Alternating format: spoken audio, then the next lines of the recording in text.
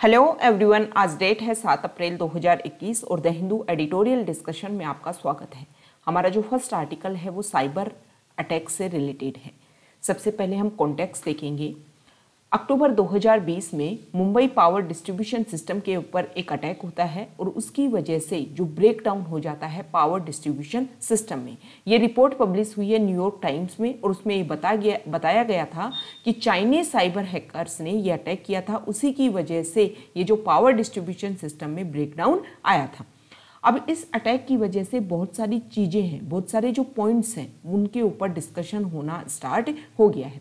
जैसे पहली बात ये है कि ये जो अटैक था वो नॉन काइनेटिक स्ट्राइक था। मतलब नॉन काइनेटिक स्ट्राइक मतलब जैसे डायरेक्ट किसी के ऊपर आपने कोई बॉम्ब गिरा दिया, किसी देश ने दूसरे देश के ऊपर बॉम्ब गिरा दिया, या फिर बॉर्डर के ऊपर आकर के एक दूसरे देश में गोलीबारी हुई, वो होता है काइनेटिक स्ट्राइक। और इसमें ये जो अटैक है इसमें डायरेक्ट ये सारी चीज़ें यूज़ नहीं की गई, तो ये है नॉन काइनेटिक स्ट्राइक, मतलब एक साइबर अटैक। अब जब ऐसा अटैक किसी कंट्री के ऊपर हो तो उस कंट्री की उस समय क्या स्टेट होनी चाहिए, किस तरीके से वो अपने आप को रिप्रेजेंट करे, उस अटैक के खिलाफ में वो क्या काम करे। पहला तो ये इशू उठ करके आया। दूसरा इशू ये उठ करके आया है कि international rules of self defence. इसमें ये जो international rules of self defence है, इसमें इस तरीके के जब अटैक होते हैं तो क्या रिस्पॉन्स होना चाहिए। ये जो अटैक हैं उनके ऊपर सामने वाला देश काउंटर अटैक करे या ना करे, या किस तरीके से उस चीज़ को देखे, इसके बारे में कुछ भी डिस्कस नहीं किया गया। क्योंकि देखो सेल्फ डिफेंस को लेकर के जो रूल्स है वो तो बहुत समय पहले बनाए गए थे। उस समय साइबर अटैक इतना न्यूज़ में ही नहीं था, लोग जानते ही नहीं थे। तो इस चीज़ के ऊपर भी क्या उठ रहा है, पॉइंट उठ रहा है। दूसरा ये है कि ये नॉन काइनेटिक जो स्ट्राइक हुआ है, अब इसमें जो सामने वाला जो देश जिसके ऊपर नॉन काइनेटिक स्ट्राइक किया गया है, क्या वो रिवर्स में काइनेटिक स्ट्राइक कर दे, इसके बारे में भी कुछ नहीं बोला गया है। स्ट्राइक किस तरीके का होना चाहिए ये भी कुछ नहीं बोला गया है। इसके अलावा और क्वेश्चन है कि कॉम्बैट और कॉम्बेटेंट्स, इनके खिलाफ में इनकी जो डेफिनेशन है वो दोबारा से बनाई जानी चाहिए। अब यहाँ पर आगे डेफिनेशन की बात की गई है। जैसे 1863 का लेबर कोड है, इस लेबर कोड को यूनिवर्सली एक्सेप्ट किया गया है और इसमें कॉम्बेटेंट की जो डेफिनेशन है उसको बताया गया है।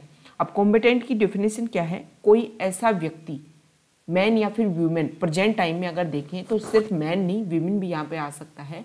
मैन या वीमेन अगर उसको बहुत सारे सॉवरिन पावर दी गई है, is armed by a sovereign and takes the soldier's oath of fidelity, he is a belligerent, all other are non कॉम्बेटेंट्स।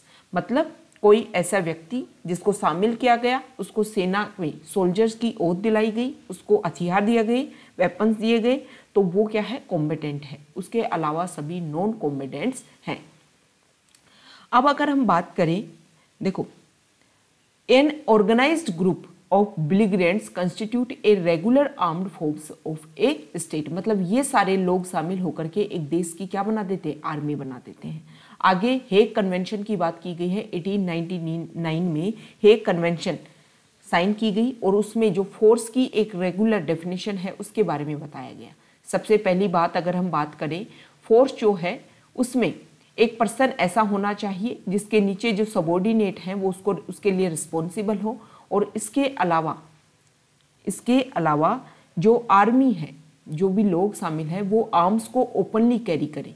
इसके अलावा last, it must conduct operation in accordance with law and customs of war. War की जो law and customs हैं उनके according operation होने चाहिए। ये Hague convention में बताई गई है एक आर्मी के क्या क्या पॉइंट्स हैं, क्या क्या चीज़ें हैं।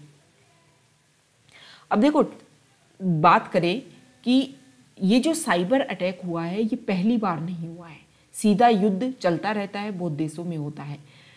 एस्टोनिया एक देश है और उसमें भी इसी तरीके का साइबर अटैक हुआ। जब साइबर अटैक वहाँ पर हुआ तो बहुत सारी जो बैंकिंग सिस्टम है उन सब ने काम करना बंद कर दिया, वहाँ की इकोनॉमी काफ़ी स्लो डाउन हो गई। इसीलिए ये जो कॉम्बेटेंट है उसको 3 रीजन्स के आधार पर रीडिफाइन करने की आवश्यकता है। जैसे कि 3 अगर पॉइंट हम देखें कि जो लोग जो आर्मी में होते हैं वो लोग अच्छे से रिप्रेजेंट होते हैं, उनको ड्रेस दी जाती है, उनके पास कोड ऑफ कंडक्ट होता है। लेकिन जो साइबर डिफेंस में जो लोग होते हैं उनके पास में ना तो कोई ड्रेस होती है, ना आर्म्स होते हैं, और वो एक सिविलियन जो है, मतलब किसी कंट्री का सिविलियन, वो भी एक साइबर अटैकर हो सकता है। दूसरा पॉइंट ये है कि जो साइबर वॉरियर्स हैं उनके पास में कोई भी आर्म्स नहीं होते हैं, वो तो सिर्फ एक मैलिशियस सॉफ्टवेयर का यूज़ करते हैं किसी भी देश को नुकसान पहुंचाने के लिए, और वो भी इनविजिबल होता है। थर्ड है source of the attack. Attack का जो सोर्स है वो लोन सॉफ्टवेयर है, और इसमें किसी भी लीडर की आवश्यकता नहीं होती, सिर्फ और सिर्फ पैसे के लिए, मनी के लिए, ब्लैकमेल करने के लिए, या फिर सिर्फ फन के लिए ये सारी चीज़ें की जाती हैं। अब देखो, जो हेग कन्वेंशन है उसमें कुछ भी ऐसी रिक्वायरमेंट साइबर अटैक से रिलेटेड कुछ भी नहीं बोला गया है। सीधी सी बात की गई है कि ये सारी चीज़ें हो, क्योंकि देखो ये कन्वेंशन है ना, हम यहाँ टाइम ही हमने देखा कि बहुत पुरानी है। वर्तमान समय में जो प्रॉब्लम आ रही है ना वो है ही नहीं, इसमें उनको मतलब कंसीडर ही नहीं किया जा रहा है। क्यों? क्योंकि उस टाइम ऐसा कुछ होता ही नहीं था। अब देखो 24 फरवरी 2021 को यूएन की एरिया फॉर्मूला मीटिंग होती है, और उसमें ये जो मीटिंग है उसमें कोई भी ऐसी बात सामने नहीं आती है कि साइबर अटैक को किस तरीके से एड्रेस किया जाएगा। अब ये एरिया फॉर्मूला मीटिंग, इसमें प्रीलिम्स में क्वेश्चन आपसे पूछ सकते हैं, तो ये नाम आपको ध्यान होना चाहिए। प्रीलिम्स में पूछ लेंगे कि ये जो टर्म है वो किससे रिलेटेड है, तो आपको पता होना चाहिए कि यूएन से रिलेटेड है। अब दो पॉइंट सबसे मेजर इस चीज में उठ करके आ रहे हैं। एक तो ये पॉइंट उठ करके आ रहा है कि जो कंप्यूटर नेटवर्क जो अटैक जो हैं उनको, ये जो ऐसे अटैक हैं उनको लॉज ऑफ वॉर का वायलेशन माना जाए या फिर नहीं माना जाए। और दूसरी तरफ जो लोग, ऐसे लोग जिनको कॉम्बेटेंट माना जाता है, और जब उनके ऊपर अटैक किया जाए और उस देश के ऊपर अटैक किया जाए तो उस देश की आर्मी सेल्फ डिफेंस के लिए वापस में आर्म्ड अटैक करे या फिर ना करे। ऐसे ये पॉइंट जो हैं वो काफ़ी सामने उठ करके आ रहे हैं। देखो, इंडिया के स्टैंड की जब आप बात करें, इंडिया के ऊपर काउंटर स्ट्राइक हुआ था, कि इंडिया ने जब काउंटर स्ट्राइक किया था वहाँ पर जाकर के पाकिस्तान में, तो इंडिया का तो मेन इंडिया का स्टेटमेंट यही आया था कि एक ऐसी, जब हमें लगता है कि किसी दूसरे देश में किसी थर्ड स्टेट को यूज करके जो नॉन स्टेट एक्टर हैं, मतलब जो आतंकवादी हैं, वो लोग किसी थर्ड स्टेट की ज़मीन को यूज़ करके हमारे आर्मी के ऊपर अटैक करने वाले हैं, तो हमारे पास में ये पावर है कि हम प्री एम्प्टिव स्ट्राइक उसके ऊपर कर सकते हैं। ये इंडिया का स्टैंड रहा था। कंक्लूजन में इस आर्टिकल में ये बोला गया है कि 2014 में यूएस ने 5 ऐसे लोगों को, पहली बार ऐसा हुआ कि उन लोगों को गिरफ्तार किया गया कंप्यूटर हैकिंग के लिए, उसके लिए उनके ऊपर चार्जेस लगाए गए। लेकिन ये क्वेश्चन उठता है कि कभी ऐसा भी हो सकता है फ्यूचर में कि कभी किसी देश के ऊपर अटैक किया जाए, और जब साइबर अटैक हो तो सामने वाला देश उनके ऊपर काइनेटिक रिटेलिएशन कर दे। तो इंडिया को यूएन में अपना जो पॉइंट है उसको क्लियर करना चाहिए कि ये जो गेम चल रहा है उसको रेगुलेट करने की आवश्यकता है, और अगर इसको रेगुलेट नहीं किया गया तो ये जो प्रॉब्लम है वो समय के साथ में और ज़्यादा बढ़ेगी। और इस प्रॉब्लम को सोल्व करने के लिए जो रेगुलेशंस है, रूल्स हैं, इंटरनेशनल कुछ गाइडलाइंस है वो बनाई जानी चाहिए। इंटरनेशनल कम्युनिटी को इस चीज़ के ऊपर मतलब एक रिजोल्यूट जो एक्शन होता है वो लेने की आवश्यकता है। इसको अवॉइड करना नहीं चाहिए, और अगर इस प्रॉब्लम को अच्छे से हम स्क्रैप करना चाहते हैं, बेस्ट तरीके से इसको अवॉइड करना चाहते हैं, तो रिजोल्यूट एक्शन की आवश्यकता है। नेक्स्ट आर्टिकल है, यहाँ देखिए, नेट जीरो मतलब क्लाइमेट जस्टिस से रिलेटेड ये आर्टिकल है। अब सबसे पहले तो आपको क्लाइमेट जस्टिस समझना होगा कि क्लाइमेट जस्टिस होता क्या है। क्लाइमेट जस्टिस एक टर्म है, या फिर उससे भी ज़्यादा अगर हम बात करें तो एक मूवमेंट है। इससे पता चलता है कि क्लाइमेट चेंज है, उसकी वजह से सिर्फ नॉर्मल ऐसा ही नहीं होता, ग्लोबल वार्मिंग हो जाती है। आप तो क्या समझते हो, बोले क्लाइमेट चेंज हो रहा है, बोले टेम्परेचर बढ़ गया यार अर्थ का, ऐसा नहीं होता है। इससे ज़्यादा जो अंडर प्रिविलेज्ड पॉपुलेशन है पूरे वर्ल्ड की, उसके ऊपर बहुत सारे एडवर्स इफेक्ट जैसे सोशल, इकोनॉमिक, पब्लिक हेल्थ और भी अदर एडवर्स इफेक्ट्स उनके ऊपर गिरते हैं। तो क्लाइमेट जस्टिस एक टर्म है, और ये ग्लोबल वार्मिंग, ये दोनों मिलकर के एथिकल और पॉलिटिकल इशू है, और इसको सिर्फ एक एनवायरमेंटल और फिजिकल नेचर की तरह इसको ना, मतलब सिर्फ इस तरीके से ना सोचा जाए। इससे ज़्यादा जो लोग हैं जिनको परेशानी होती है उनका ध्यान में रख करके भी इसको सोचने की आवश्यकता है। अब दो टर्म है, नेट जीरो और जीरो एमिशन। ये टर्म आपको समझनी है सबसे पहले तो, क्योंकि आगे का जो आर्टिकल है वो नी के ऊपर बेसिस है। नेट जीरो क्या होता है? नेट जीरो होता है कि आपने जितना एमिशन किया, नेट जीरो, जितना एमिशन किया उतना एब्जॉर्ब कर लिया, ये होता है नेट जीरो। और जीरो कार्बन एमिशन मतलब आपके यहाँ से किसी भी तरीके का कार्बन का जीरो एमिशन हो रहा है, मतलब आप सब कुछ एकदम प्योर यूज कर रहे हो, जो आपका फ्यूल है प्योर है, रिन्यूएबल एनर्जी पे ज़्यादा रिलाई कर रहे हो, और भी किसी भी तरीके से आपके यहाँ पर एमिशन हो ही नहीं रहा है, ये होता है जीरो कार्बन एमिशन। अब क्या बोला जा रहा है कि देखो समय के साथ में जो एमिशन है कार्बन का वो बहुत ज़्यादा होने लग गया है, इसीलिए बहुत सारे ना सिर्फ कम्युनिटी, एनजीओ, सोसाइटी से रिलेटेड जो ऑर्गेनाइजेशन है वो सब मिलके एक कोशिश कर रहे हैं कि ये जो पूरे वर्ल्ड के ऊपर एक प्रेशर क्रिएट किया जाए, और प्रेशर क्रिएट करके जो पोल्यूशन बढ़ रहा है उसको एक तरीके से कर्ब करने की आवश्यकता है। अब जो पोल्यूशन इंक्रीज हो रहा है ना, अब पोल्यूशन इंक्रीज होने से क्या हो रहा है कि सभी देशों ने अपने अपने टारगेट फिक्स कर लिए हैं। उन्होंने बोला है कि हम तो नेट जीरो एमिशन अचीव कर लेंगे। नेट जीरो का मतलब एक डेट डिसाइड की जाती है कि तब तक हम नेट जीरो, मतलब जितना हमने निकाला है, जितना एमिशन किया है कार्बन का, उतना एब्जॉर्ब कर लेंगे। तो ज़्यादातर देशों ने अपने टारगेट फिक्स कर लिए हैं, लेकिन इंडिया ऐसा देश है जिसने अपने टारगेट फिक्स नहीं किए। क्यों? एक एग्जाम्पल के थ्रू हम समझते हैं। मान लो एक शहर है, उस शहर के आसपास, उस शहर में रहते हैं 1000 लोग, 1000 घर उसमें हैं, उसके आसपास बहुत बड़ा जंगल था। धीरे धीरे उन 1000 लोगों में से 800 लोगों ने उस जंगल को काट लिया, ठीक है, उसका यूज़ कर लिया, अपने घर के लिए यूज़ कर लिया, लकड़ी के लिए यूज़ कर लिया, किसी भी तरीके से उसको यूज कर लिया। अब जो 200 लोग हैं वो पहले अंडर प्रिविलेज थे, धीरे धीरे उनकी इकोनॉमी कंडीशन बढ़ती है और वो भी सोचते हैं कि हम भी इस जंगल को यूज़ करके इसका क्या करें, इसका करें यूज अपने ग्रोथ के लिए। लेकिन उसी समय ये 800 घर एक रूल्स बना देते हैं और रूल्स में ये डिसाइड करते हैं कि नहीं नहीं, अब जंगल को नहीं काटा जा सकता, नहीं तो टेम्परेचर बढ़ जाएगा, बारिश नहीं होगी, बारिश नहीं होगी तो क्या पानी होगा, पानी नहीं होगा तो ग्राउंड लेवल का वाटर नीचे गिर जाएगा, वाटर नीचे गिरेगा तो पीने योग्य पानी नहीं रह पाएगा, सस्टेनेबल डेवलपमेंट नहीं हो पाएगा, बहुत सारी अनगिनत चीज़ें आपको गिरा दे।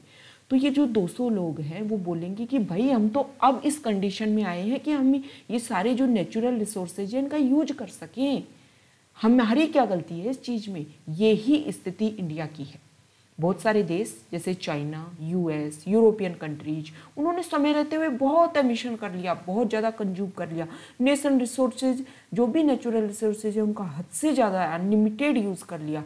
और अब वो बोलते हैं जब इंडिया इस कंडीशन में आया है कि हम भी यूज़ करेंगे, तब वो बोलते हैं कि क्लाइमेट ट्रीटी कर लो भाई, एमिशन कम से कम करो, अपना जो एमिशन है उसको ख़त्म करो। तो इंडिया तब इस बात पे नहीं मानता कि भाई हम तो अब जाकर के इस पोजीशन में आए हैं कि हम जाकर के इस नेचुरल रिसोर्स को अब यूज कर पाएंगे। आपने तो कर खाए, आपने तो अपना डेवलपमेंट, इंफ्रास्ट्रक्चर सब कुछ बना लिया, हम भी तो बनाएं, हम भी तो हमारे देश को आगे लेकर के जाएं। हमारे इंडिया में इतनी पॉपुलेशन है फिर भी हम 4th नंबर पे लार्जेस्ट एमिटर है, क्योंकि हमारे देखो पॉपुलेशन बहुत ज़्यादा है। लेकिन चाइना, यूएसए, वहाँ पर तो एमिशन बहुत ज़्यादा है। इंडिया, एक नीचे की बात की जाए कि नीचे की जो 50 कंट्रीज 50% जो एमिशन होता है उससे डबल टाइम 2 टाइम्स ज़्यादा जो एमिशन है वो यूएस के जो रिचेस्ट लोग हैं। मतलब नीचे का 50% जो एमिशन जो और देश करते हैं उतना तो सिर्फ पूरे वर्ल्ड के 1% रिचेस्ट लोग एमिशन कर देते हैं। ये जो रिपोर्ट है, ये जो टर्म्स है ना, उनको आप प्रीलिम्स में नहीं, सॉरी, मेंस में आंसर राइटिंग में यूज कर सकते हो। जैसे क्लाइमेट चेंज से रिलेटेड आया कि कैसे इकोनॉमिक कंडीशन इफेक्ट करती है क्लाइमेट चेंज को, तो आप बोल सकते हो कि 1% global population emits more than 2 times the emission of the bottom 50%। और इंडिया जो है वो तो सिर्फ और सिर्फ चाइना का तो 1/3 से, और यूएस का 1/8 उसकी, जहाँ की मतलब इन जगह की जो पॉपुलेशन जितना एमिशन करती है उसका सिर्फ इतना पॉपुलेशन इंडिया में होता है। तो ये हमने डिस्कस किया देखो वैसे climate change, Paris climate agreement जो हुआ था उसमें इंडिया ने जो अपने टारगेट फिक्स किए थे, ऐसा नहीं है कि इंडिया ने उनके ऊपर काम नहीं किया। 2030 तक इंडिया ने टारगेट फिक्स किया था कि हम एमिशन कम करेंगे, रिन्यूएबल एनर्जी के ऊपर ज़्यादा रिलाई करेंगे। वो सब इंडिया कर रहा है, ऐसा नहीं है कि इंडिया कर नहीं रहा।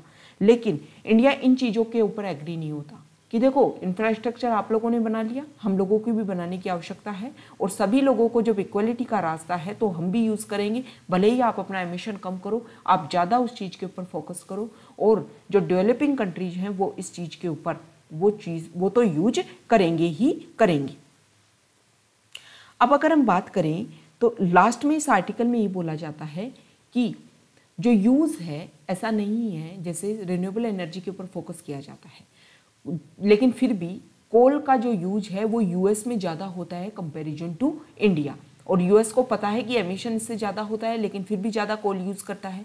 इंडिया कोल को ना एलिमिनेट करके ऑयल को एलिमिनेट करने की योजना बना रहा है, उसकी जगह रिन्यूएबल एनर्जी और हाइड्रोजन को as a fuel for electrification के रूप में यूज़ करेगा। इसके लिए जो टेक्नोलॉजी डेवलपमेंट है, ट्रांसफ़र, इंटरनेशनल कॉरपोरेशन, इन सब चीज़ों की आवश्यकता है।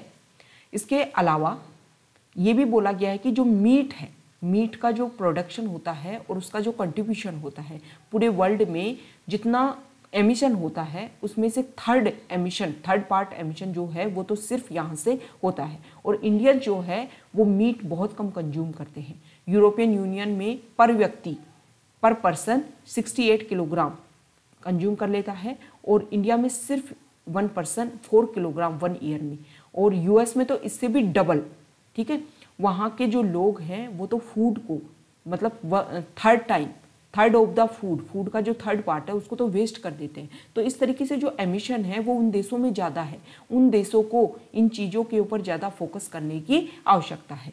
तो इस आर्टिकल में ये बोला गया है कि देखो सबको अगर आप बराबर चाहते हो कि सभी लोग इंटरनेशनल कॉरपोरेशन हो, उसमें टेक्नोलॉजी को शेयर किया जाए, सस्टेनेबल जो एनर्जी है उसको यूज किया जाए, क्लाइमेट चेंज के ऊपर फोकस किया जाए, तो सभी देशों के लिए जो रूल्स हैं सिर्फ बिग कंट्रीज के लिए अलग से रूल्स नहीं होंगे, जो और कंट्रीज हैं उनके लिए अलग से रूल नहीं होंगे, सबके लिए बराबर रूल्स होंगे, और सभी को जिन लोगों ने पहले यूज़ किया है उनके ऊपर ज़्यादा स्ट्रिक्ट रेगुलेशंस बनाई जाए। नेक्स्ट आर्टिकल इंडिया और पाकिस्तान से रिलेटेड है। देखो बहुत समय से देखने को मिल रहा था कि इंडिया और पाकिस्तान के रिलेशन फरवरी से ऐसे स्टेटमेंट सामने आ रहे थे कि हमारे रिलेशन काफ़ी अच्छे होने वाले हैं, लेकिन जैसे कि फरवरी में इंडिया और पाकिस्तान दोनों की तरफ से जॉइंट स्टेटमेंट आया कि हम जो सीज फायर एग्रीमेंट है 2003 का उसको फॉलो करेंगे, और बॉर्डर के ऊपर जो इशू है, कंसर्न है, उनको हम सोल्व करने की कोशिश करेंगे। धीरे धीरे बातचीत आगे बढ़ रही थी, बहुत अच्छी पॉजिटिव पॉइंट है। अब इसमें आगे बात ये बढ़ती है कि हमारे पीएम मिस्टर इमरान खान को एक लेटर लिखते हैं, मिस्टर इमरान खान उसका रिवर्स आंसर देते हैं, मतलब हेल्दी रिलेशन चल रहे थे। फिर पाकिस्तान की तरफ से एक स्टेटमेंट आता है कि हम, कॉमर्स मिनिस्ट्री वहाँ का स्टेटमेंट देती है कि हम इंडिया से कॉटन और शुगर को खरीदेंगे। अब इंडिया की तरफ से कुछ नहीं होता, लेकिन कुछ समय बाद में पाकिस्तान के पीएम जो हैं इमरान खान वो स्पीच देते हैं कि नहीं हम नहीं खरीदेंगे। क्यों? क्योंकि देखो जब तक आर्टिकल 370 को इंडिया रिजोल्व नहीं करेगा, दोबारा से एस्टेब्लिश नहीं करेगा, तब तक हम ऐसा नहीं करेंगे। पूछा गया कि भाई पीछे क्यों हट गए पाकिस्तान से। पाकिस्तान के प्रधानमंत्री सीधा सा आंसर देते हैं कि देखो कॉमर्स मिनिस्ट्री मेरे अंदर आती है, जब मैंने वो फैसला लिया था तो एज ए कॉमर्स मिनिस्टर मैंने सोचा था, और जब मैं पीछे हट रहा हूँ तो मैं एज ए प्राइम मिनिस्टर सोच रहा हूँ। तो मैं एक व्यक्ति दो तरीके से सोचता हूँ, कॉमर्स मिनिस्टर होता हूँ तो अलग तरीके से सोचता हूँ, और जब पीएम होता हूँ तो अलग तरीके से सोचता हूँ। तो एक फनी सा उन्होंने आंसर दिया। इस तरीके से इंडिया और पाकिस्तान के जो रिलेशन है वो चलते जा रहे हैं।